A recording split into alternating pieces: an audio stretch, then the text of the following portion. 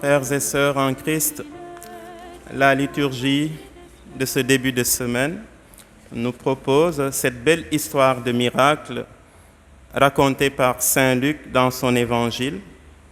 Un miracle qui fait admirablement écho à la prophétie d'Isaïe dans la première lecture que nous venons aussi d'entendre.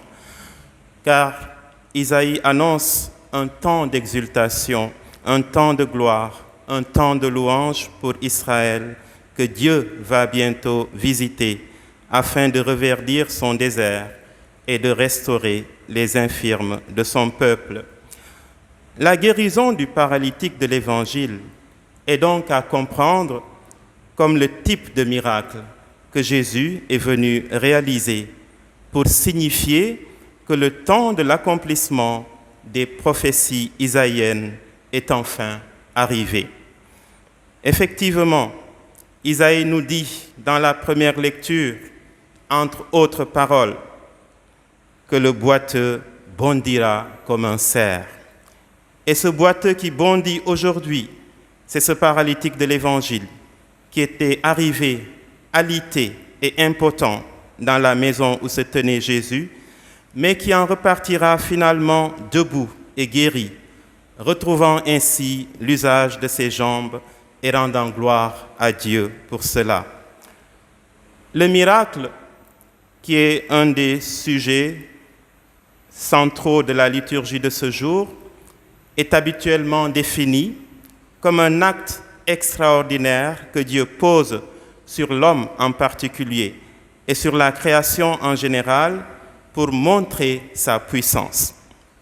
Mais la notion de miracle est plus complexe que cette simple définition que je viens de vous proposer. Car si nous regardons de plus près l'histoire racontée dans l'Évangile, nous remarquons que, à côté de l'action puissante et déterminante de Jésus pour la guérison du paralysé, plusieurs autres paramètres sont à prendre en compte. Quand Dieu fait des miracles, ce n'est pas par pur hasard, nous apprend l'Évangile.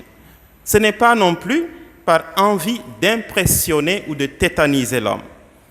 Mais Dieu fait des miracles quand il a trouvé parmi les hommes des cœurs ouverts à son amour, quand il a trouvé dans le cœur des hommes des conditions favorables à son intervention. Et la première de ces conditions favorables, je pense que c'est bien la foi, puisque le psaume l'affirme. Le psaume nous dit que le salut de Dieu est proche de ceux qui le craignent, c'est-à-dire ceux qui croient en lui. C'est aussi le cas dans l'Évangile. La foi est affirmée comme un paramètre important, car il est dit que Jésus a guéri le paralytique à cause de la foi des brancardiers qui ont transporté le malade jusqu'au pied de Jésus en accédant par le toit de la maison dont ils ont enlevé quelques tuiles. Solidaire de l'homme paralysé et déterminé à être pour lui des médiateurs efficaces, ces brancardiers de l'Évangile sont nos modèles de foi aujourd'hui. Et ils nous montrent que si notre foi est trop faible pour déplacer les montagnes, elle doit être au minimum assez altruiste pour aider les autres à accéder à Jésus, assez forte pour ouvrir leurs yeux aux merveilles de Dieu, assez généreuse pour contribuer à leur restauration et à leur guérison, à leur libération intégrale. Mon Dieu, je te cherche pour m'abandonner à toi.